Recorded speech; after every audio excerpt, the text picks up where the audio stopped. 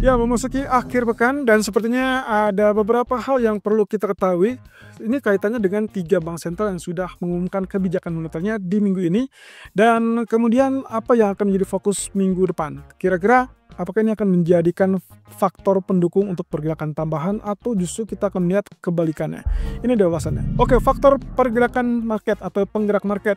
Yang pertama datang dari Bank of England tadi malam, kurang lebih dengan keputusan mempertahankan tingkat suku bunga acuan persis dengan apa yang diharapkan oleh pelaku pasar.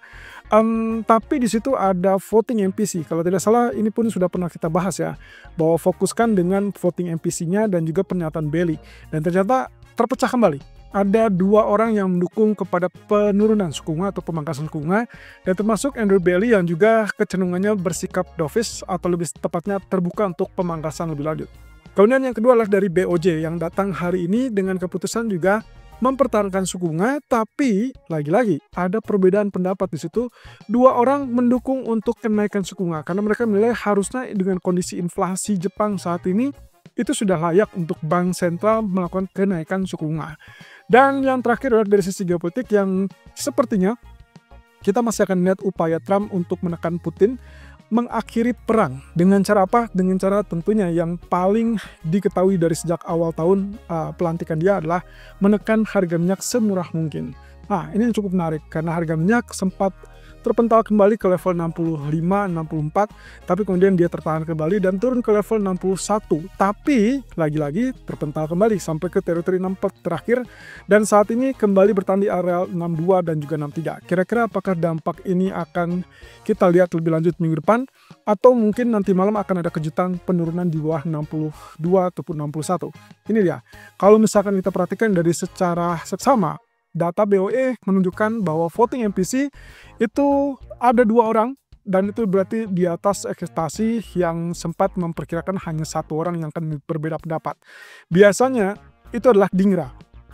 Dan beberapa bulan ataupun beberapa pertemuan terakhir memang kecenderungan Dhingra ini memiliki pandangan yang terlalu berbeda atau yang selalu berbeda dengan pandangan para pembuat kebijakan Inggris sebelumnya. Nah, tapi kalau misalkan kita lihat kali ini dengan dua orang ini, harusnya ini mencerminkan sesuatu hal yang mungkin di bayangan bagi para pelaku pasar itulah bahwa akan ada potensi pemangkasan lebih lanjut dari Bank Sentral Inggris. Ini kaitannya dengan setelah ditelusuri lebih lanjut, memang di setiap kuartalnya selalu ada satu kali penurunan. At least mungkin di tahun-tahun ini ya. Nah, ini berarti kalau misalkan kebiasaan ini muncul kembali, berarti yang paling memungkinkan untuk Bank of England memangkas kembali suku bunganya adalah di pertemuan berikutnya dan itu berarti di kuartal keempat. Kalau iya, berarti kita akan lihat itu segera terjadi entah itu di Oktober ataupun Desember. Nah, tapi yang jelas di sini dengan kondisi pertumbuhan upah yang tetap tinggi, mereka menilai bahwa itu sudah mengalami penurunan dan kelihatannya juga akan melambat di sisa tahun ini. Jadi tidak ada alasan mereka untuk menahan terlalu lama suku bunga tersebut.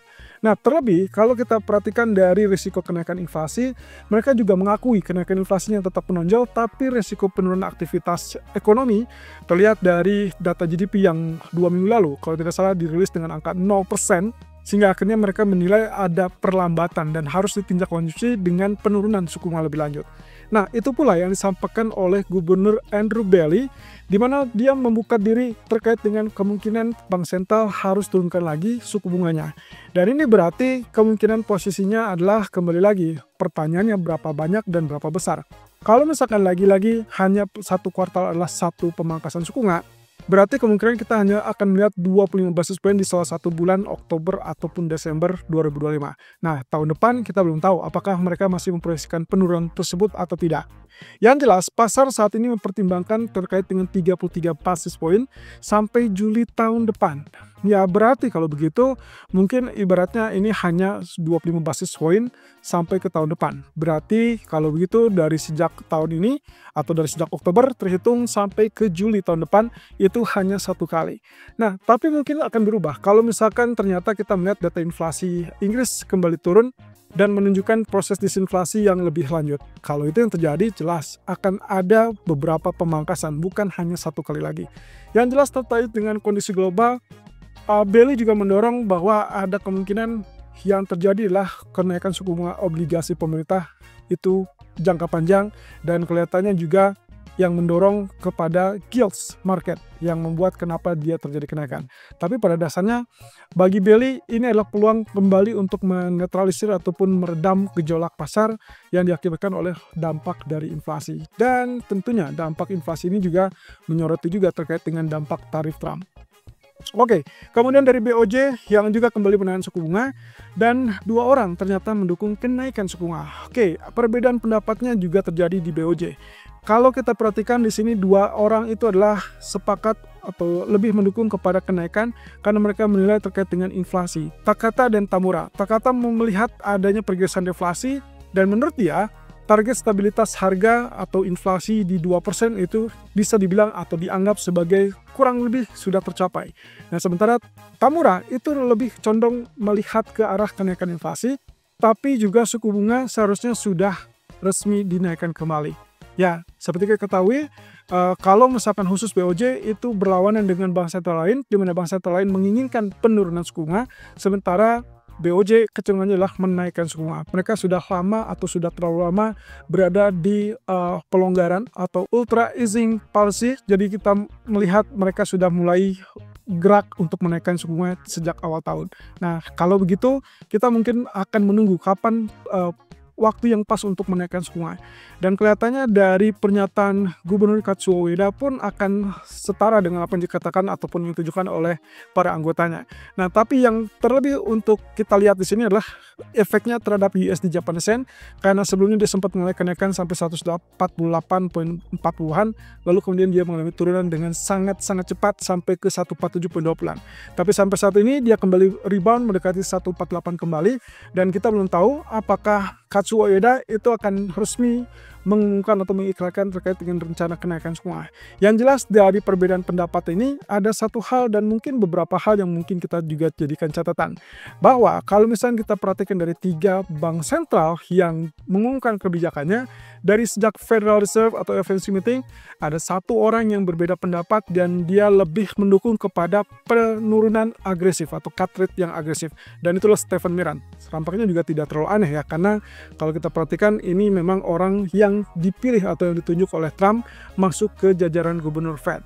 Nah, sementara kalau kita refleks ke belakang, di pertemuan bulan Juli, sebetulnya ada Bowman dan juga Waller yang kecenderungannya beda pendapat. Saat itu mayoritas para pejabat Fed menilai tidak layak untuk menurunkan suku bunga. Tapi 2 orang ini, Bowman dan Waller, itu cenderung dukung suku bunga untuk diturunkan.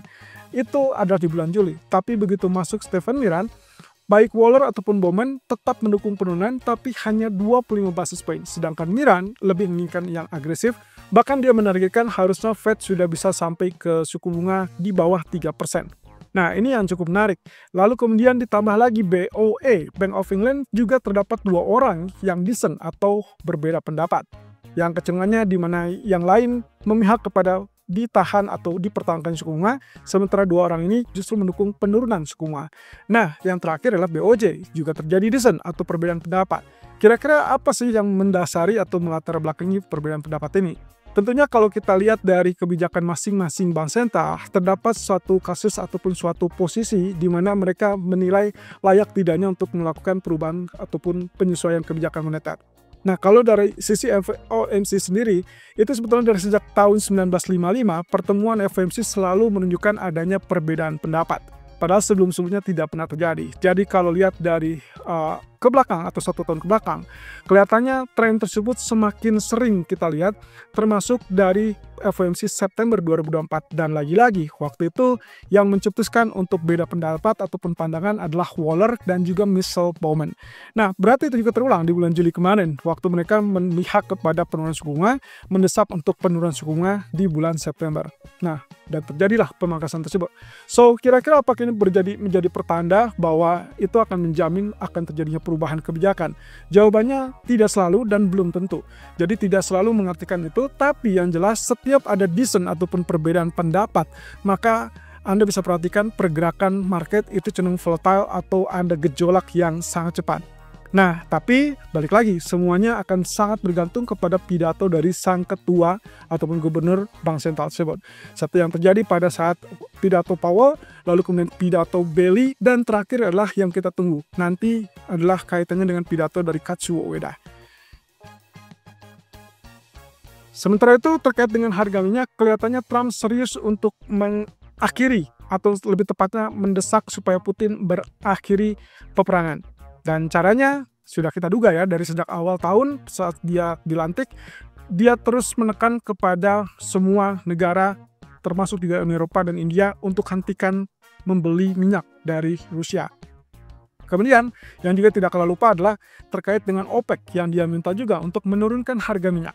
Targetnya adalah dengan penurunan harga minyak berarti Rusia terpaksa menghentikan perang dengan alasan bahwa kesulitan pendanaan.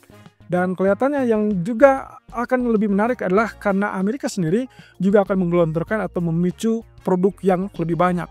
Sehingga akhirnya dengan pasokan yang melimpah itu bisa menekan harga. Nah, pertanyaan yang paling dasar adalah kenapa dia tidak menyarankan China untuk menghentikan pembelian kepada Rusia. Sangat menarik. Tapi yang jelas teka-teki ini justru belum akan terjawab dalam waktu dekat. Tapi kalau kita lihat dari apa yang terjadi dalam kesepakatan perdagangan, maka yang terlihat adalah Amerika ingin menjaga supaya gencatan senjata tarif kelihatannya tidak kembali diperuncing. Tapi kita akan lihat itu dari komunikasi kedua pemimpin negara. Jadwalnya adalah di hari Jumat, berarti mungkin jadwal Jumat waktu Washington. That means di akhir pekan besok, itu akan terjadi percakapan ataupun dialog antara Trump dengan Xi Jinping. Nah, kita belum tahu apa yang akan dibahas, tapi paling memungkinkan adalah terkait dengan konsolidasi untuk masalah ekonomi. Lalu kemudian yang menarik perhatian adalah di balik keinginan Trump untuk menekan harga minyak, ternyata ada keinginan terselubung yaitu untuk membuat inflasi lebih rendah. Dengan inflasi yang lebih rendah, berarti dia akan segera mendapatkan suku bunga yang relatif lebih rendah. Dan itu berarti alasan yang tepat untuk mendesak ataupun bahkan mengarahkan Fed untuk turunkan suku bunga lebih rendah. Well, apapun itu, penurunan suku bunga sudah terjadi dan Fed sudah resmi mengumumkan ada 3 kali pemangkasan di tahun 2025. Tinggal permasalahannya adalah apakah penurunan ini akan berlanjut di tahun 2026 atau hanya sebentar di 2025. Dan semua ini kaitannya dengan data ekonomi. Ada inflasi ataupun bahkan pasar tenaga kerja. Kira-kira akan seperti apa pergerakan market untuk berikutnya dan juga fokus untuk minggu depan. Nah, kelihatannya di minggu depan ada data yang mungkin lebih spesifik ditunggu-tunggu oleh para pelaku pasar, dan itu adalah data GDP dengan inflasi PCE. Karena dalam proyeksi kemarin, FOMC menyebutkan bahwa GDP akan tumbuh 1,8% di akhir tahun 2025, dan juga inflasi PCE diperkirakan masih akan tetap solid atau ya kita katakan relatif naik. Nah, berarti kalau begitu, mungkin saja data nanti malam relatif sepi, karena semua sudah dihabiskan di sore hari ini dengan data retail sales Inggris, termasuk juga kebijakan dari BOJ tadi pagi, dan kelihatannya data Inggris ini harusnya mendukung kepada penguatan. Tapi kira-kira apakah pound sterling mampu untuk bangkit kembali setelah ditekan oleh BOE ataupun bahkan oleh penguatan dolar? Itu yang akan kita bahas salah satunya di live streaming nanti sore.